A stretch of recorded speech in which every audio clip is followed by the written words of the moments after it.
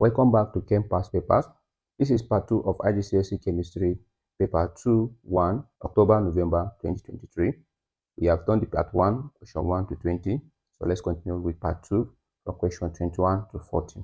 Question 21. Which statement about the zinc metal are correct? 1. It is extracted from the ore bauxite. That is wrong.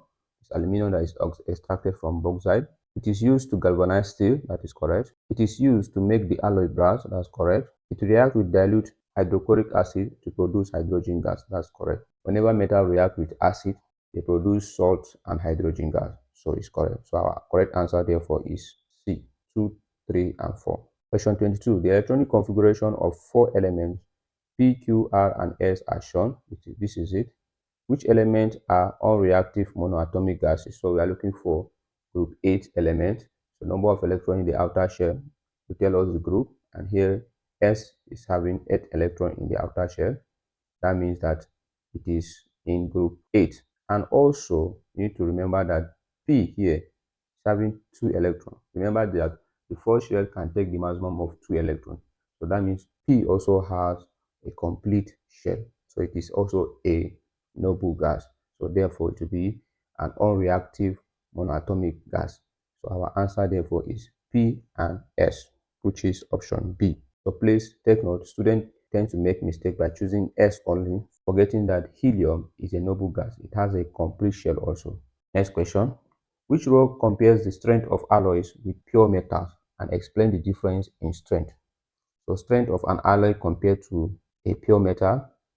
Alloys are stronger than pure metal. So option A and B are out. Our answer is between C and D. So let's look at the explanation to differentiate them. Larger atoms slide more easily. Over, no. If they slide more easily, they should be weak, not strong. So larger atoms make it harder. Very good. So that's the answer. D is our answer. Question 24. Zinc oxide reacts with carbon to produce zinc. Which equation represents this reaction? So the equation that will represent this will have to be a reduction. That is, zinc oxide will be reduced by carbon. So our correct answer should be C. Look at it. Zinc oxide plus carbon to give us zinc and carbon monoxide. Question 25. When a piece of aluminum foil is added to dilute hydrochloric acid, no effervescence is seen. Which statement explains why no effervescence is seen? So let's look at the option. Aluminum does not make a gas when it reacts with an acid. That is wrong. Next, aluminum has a surface layer of aluminum oxide. That is correct. So one of the reasons why aluminum is similarly unreactive is because it forms a protective layer that prevents it from reacting. So the answer is B. Question 26. Iron nails are stored in an airtight container. The nails begin to rust after a few days. How can the rusting of the nails be prevented? So let's look at the option. Leave the lid off. No, that will be wrong. Replace the air with argon. That's correct. Let's look at other options why they are wrong. Put the container in a warm place. No, doesn't make difference. Seal the container in a bag. It doesn't make difference. So B is our correct answer. Question 27. 4 substances present in the blast furnace during iron extraction are listed. Look at them. Which substance are both a reactant and a product during the reaction occurring in blast furnace? So let's look at them one after the other. Calcium carbonate, a reactant, not a product. So it is out. Then carbon dioxide, yes, carbon dioxide be a reactant and then a product. Carbon monoxide also, yes, reactant and product. Iron trioxide is the product. So our answer is 2 and 3, which is option C. Question 28. Aluminum is extracted from purified bauxite by electrolysis. Which row shows the ionic half equation for the reaction at each electrode? So at the anode, oxidation takes place, and then at the cathode, reduction takes place. So in extraction of aluminum, aluminum will be deposited at the cathode, not at the anode. So option A and B are out. So we are left with C and D.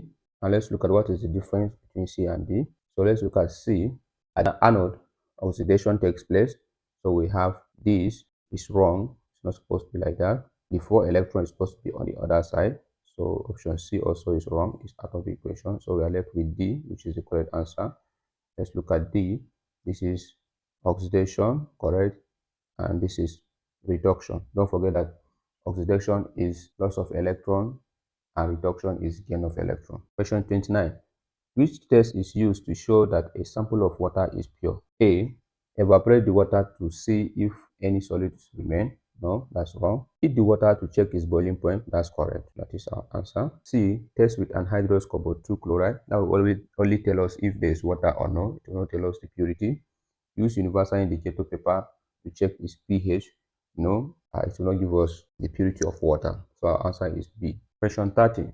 Catalytic converters in car exhaust change polluting gases into non-polluting gases. Which statement about oxide of nitrogen and car engines are correct? The nitrogen in oxides of nitrogen comes from compounds in gasoline. That is wrong. The nitrogen is from the catalytic conversion. So 1 is wrong. 2. The oxygen in oxide of nitrogen comes from the air in the car engine. That's correct.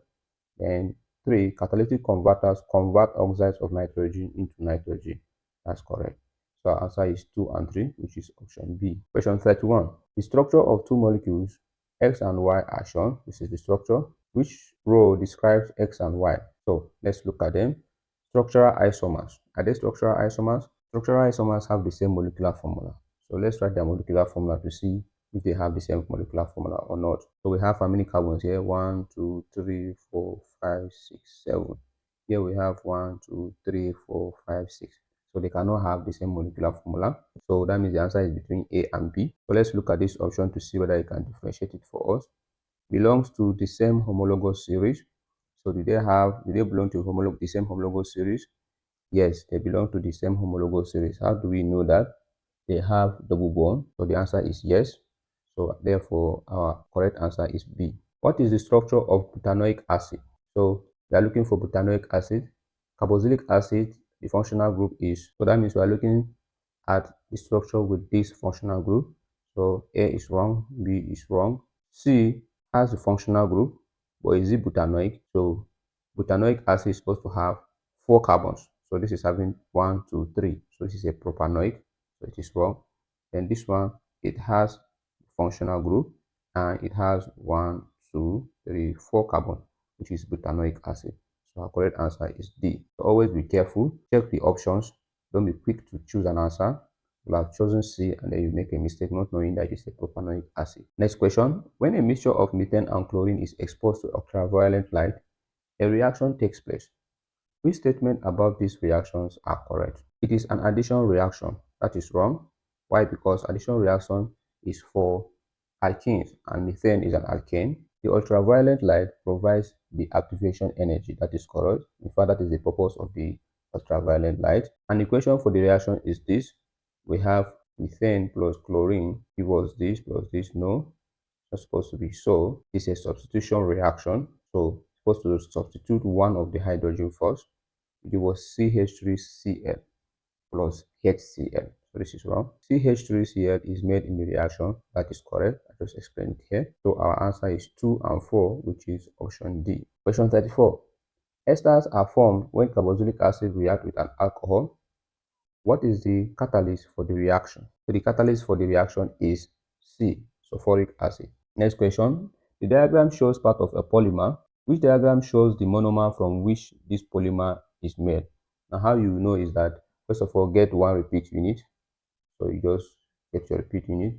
You know that in addition polymerization, it is 2 carbons, meaning that the addition takes place when the double bond between 2 carbons are broken. So it's always 2 carbons. So that means that this is our repeat unit.